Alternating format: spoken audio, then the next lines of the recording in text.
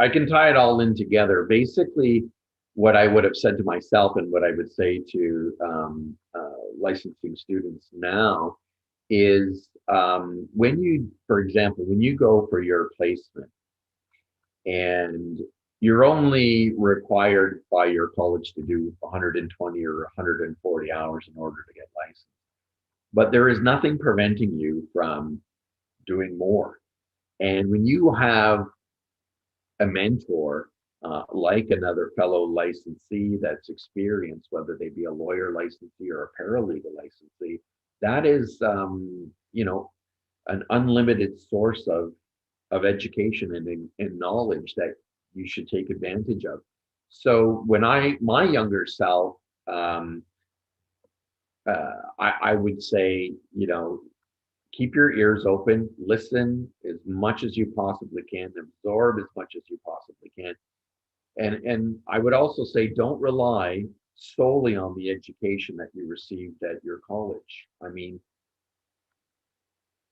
there's a reason why we have the requirement for annual CPD. It's because we challenge licensees to keep themselves learning on a day-to-day basis. And so any opportunity you can capitalize on obtaining a mentor, I certainly would.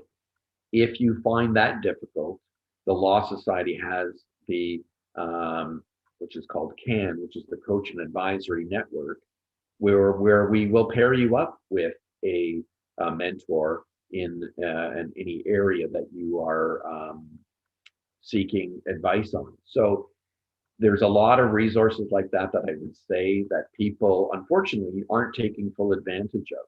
Like I have an iPhone 8. I don't even know 50% of the functions that it's capable of doing.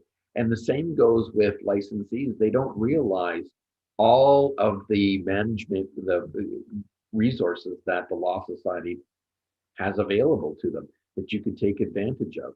And so the first thing I would do is research what programs can I take advantage of and utilize to my own benefit.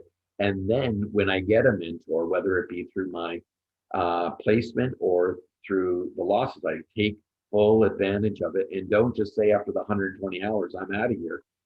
Stay longer if you can afford to do so, because that's where you tap into the knowledge that you're going to ultimately need to have a successful practice. The other thing I would say is this: if you are interested in going into Provincial Offences Act, I would not suggest that you go to a Provincial Offences Act practitioner and say, can you hire me? I would go to a small claims court specialist and say to them, hey, how about expanding your scope by including me in your practice, and we can start doing POA matters, for example.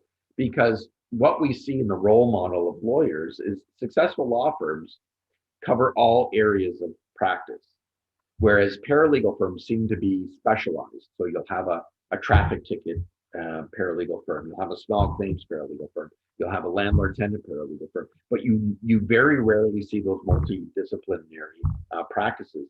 And that's what the difference between law firms and paralegal firms is. They don't provide the public that all-encompassing scope. So I would suggest to you as new licensees that I would look to pair myself up with somebody that does a practice in another area and share office, rent office space together collectively to keep costs down at the beginning, so that it is more probable that you'll become successful quicker.